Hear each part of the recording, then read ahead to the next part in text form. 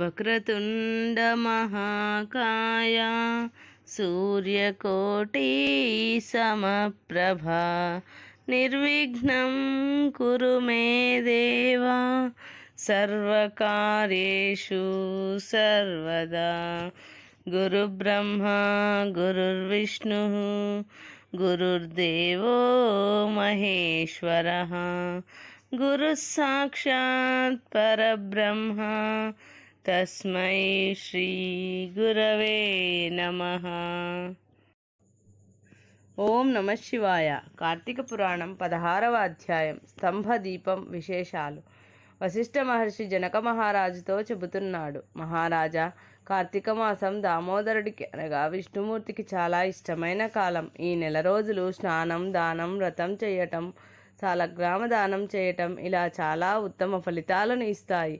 ఎవరైతే శక్తి ఉండి కూడా దానం చెయ్యరో వారు రౌరవము మొదలైన నరకాలకు వెళ్తారు. ఈ నెల రోజులు తాంబూలం దానం ఇచ్చిన వారు తర్వాతి జన్మలో చక్రవర్తిగా పుడతారు.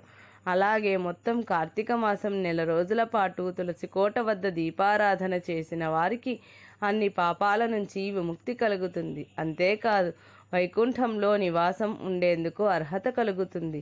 కార్తీక శుద్ధ పూర్ణిమ రోజున శివుడైనా విష్ణువైనా అవకాశం లేకపోతే ఏ దేవుడి ముందు అయినా సరే దీపం పెట్టి ధూపదీప నైవేద్యాలు సమర్పించి బ్రాహ్మణులను దక్షిణ తాంబూలంతో సత్కరించిన వారికి చక్కటి సంతానం జన్మిస్తుంది. అప్పటికే సంతానం ఉన్నవారు ఈ విధానంలో అర్చనలు చేస్తే సంతానానికి ఆ పుణ్యం రక్షగా నిలుస్తుంది. బిడ్డలకు సంపూర్ణ ఆయుష్ కలుగుతుంది. ఈ నెల రోజులు ధ్వజస్తంభానికి ఆకాశదీపం పెట్టిన వారికి వైకుంఠంలో అన్ని భోగాలు అనుభవించే పుణ్యం కలుగుతుంది. కార్తీక మాసంలో ఆలయాల్లో పెట్టే ఆకాశదీపానికి నమస్కారం చేసిన వారికి అన్ని రకాల ఐశ్వర్యాలు కలుగుతాయి. వారు జీవితకాలం ఎంతో ఆనందంతో జీవిస్తారు. ఆకాశ దీపం పెట్టేవారు ముందుగా ప్రమిద అడుగున ధాన్యం కానీ నువ్వులు కానీ పోయాలి.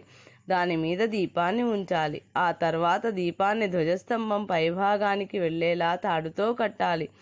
ఆకాశ దీపం పెట్టడానికి శక్తి ఉండి దీపం పెట్టని వారు ఇతరులు పెట్టిన ఆకాశ దీపాన్ని చూసి పరిహాసంగా నవ్విన వారు నీచ జన్మలు ఎత్తుతారు. ఈ విషయాన్ని నిరూపించే పురాణ కథ ఒకటుంది, చెబుతాను, శ్రద్ధగా విను అంటూ వశిష్ఠ మహర్షి చెప్పటం ప్రారంభించాడు. దీపస్తంభం బ్రాహ్మణుడుగా మారటం. పూర్వకాలం మతంగుడు అనే పేరు కలిగిన గొప్ప మహర్షి ఉండేవాడు. ఆయన ఓ అరణ్య ప్రాంతంలో ఆశ్రమాన్ని నిర్మించుకుని నిత్యం పూజలు చేస్తూ తపస్సు చేసుకునేవాడు. ఆయన శిష్యులు కొందరు ఇతర మునులు కూడా మతంగుడి ఆశ్రమానికి చుట్టుపక్కలే ఆశ్రమాలు నిర్మించుకుని ఆ మహర్షి మార్గదర్శకత్వంలో ధర్మ కార్యాలు చేస్తూ నివాసం ఉండేవారు. ఇదిలా ఉండగా కార్తీక మాసం వచ్చింది.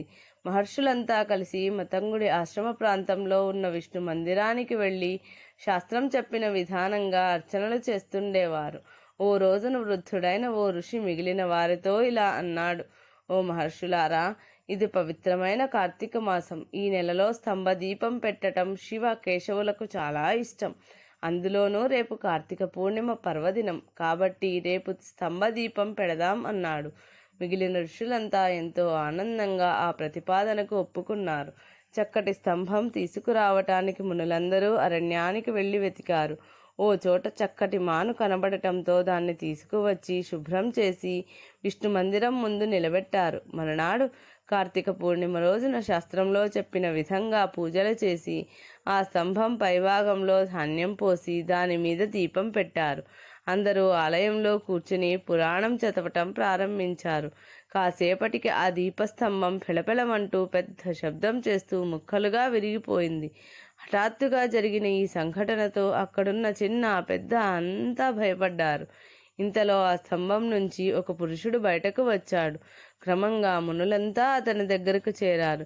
ఎవరయ్యా నీవు? ఈ స్తంభంలోకి ఎలా వచ్చావు? నీ కథేమిటి అంటూ అడిగారు. ఆ పురుషుడు సమాధానం చెబుతూ ముందుగా ఆ మునులందరికీ నమస్కారం చేశాడు. పుణ్యాత్ములారా, నేను పూర్వజన్మలో ధనలోభుడు అనే పేరు కలిగిన బ్రాహ్మణుడిని. అత్యంత ధనవంతుణ్ణి, జమీందారును కూడా. మితిమీరిన సంపద ఉండటంతో నాకు చాలా గర్వంగా ఉండేది. ఎవరినీ లెక్క చేసేవాడిని కాదు. న్యాయం అన్యాయం అనే విచక్షణ లేకుండా ప్రవర్తించేవాడిని. దుర్బుద్ధి ఎక్కువగా ఉండేది. బ్రాహ్మణుడిగా పుట్టిన వేదాలు చదివేవాణ్ణి కాదు. దాన ధర్మాలు ఏమాత్రం చేసేవాణ్ణి కాదు. నా దగ్గరకు వచ్చిన బ్రాహ్మణులను పండితులను అవహేళన చేసేవాణ్ణి. నేను పెద్ద ఆసనంలో కూర్చుని పండితులను కింద నేల మీద కూర్చోబెట్టేవాణ్ణి. నా కాళ్ళు కడిగించుకునేవాణ్ణి. స్త్రీలను హీనంగా చూసేవాడిని. నేను చేసే ఈ పనులన్నీ చాలా అధర్మమైనవి. అయినప్పటికీ బాగా సంపద కలిగిన వాడిని కావటం, మితిమీరిన మూర్ఖుణ్ణి కావటంతో ఎవరూ నన్నేమీ అనేవారు కాదు. దీంతో నాకు అడ్డు అదుపు లేకుండా పోయింది. ఇంకా ఇంకా పాపాలు చేసేవాణ్ణి. చివరి దశలో ఘోర స్థితిలో చనిపోయాను. జీవితకాలంలో చేసిన పాపాలకు ఫలితంగా 10,000 జన్మలు కాకిగా, 1,00,000 జన్మలు కుక్కగా, 5,000 జన్మలు పేడపురుగుగా, 5,000 జన్మలు తొండగా పుట్టాను. ఆ తర్వాత వృక్షంగా జన్మించి అడవిలో ఉంటున్నాను. ఇన్నాళ్లకు మీ దయ వల్ల దీపాన్ని మోసే భాగ్యం కలిగింది. ఆ పుణ్యం చేత నాకు వృక్ష రూపం పోయి మానవ రూపం వచ్చింది. మహాత్ములారా మన్నించండి అంటూ ధనలోభుడు వారి ముందు చేతులు కట్టుకుని నిలబడ్డాడు. ధనలోభుడు చెప్పిన విషయాలన్నీ విన్న మునులు ఎంతో ఆశ్చర్యపోయారు. కార్తీక మాసంలో చేసిన చిన్నపాటి పుణ్యం కూడా ఎంత గొప్ప ఫలితాన్నిస్తుందో అంటూ ఆనందించారు. మన కళ్ళ ముందే రాళ్ళు కర్రలు కూడా శాపాల నుంచి విముక్తి పొందటం చూస్తుంటే కార్తీక మాస వ్రతానికి ఇంత పుణ్యం ఉన్నదా అనిపిస్తుంది. ఇక కార్తీక మాసంలో ఆకాశదీపం పెట్టిన వారికి మోక్షం తప్పకుండా వస్తుంది అని తమలో తాము చర్చించుకుంటున్నారు. ధనలోభుడు వారి మధ్యకు వచ్చి, మహాత్ములారా, నాకు ముక్తి కలిగే మార్గం ప్రసాదించండి. నాకేదైనా దారి చూపండి. మనుషులకు కర్మబంధాలు ఎలా నశిస్తాయి? అందుకు ఎలాంటి మార్గం ఉంది? దయచేసి నా సందేహాలు తీర్చండి అంటూ ప్రాధేయపడ్డాడు.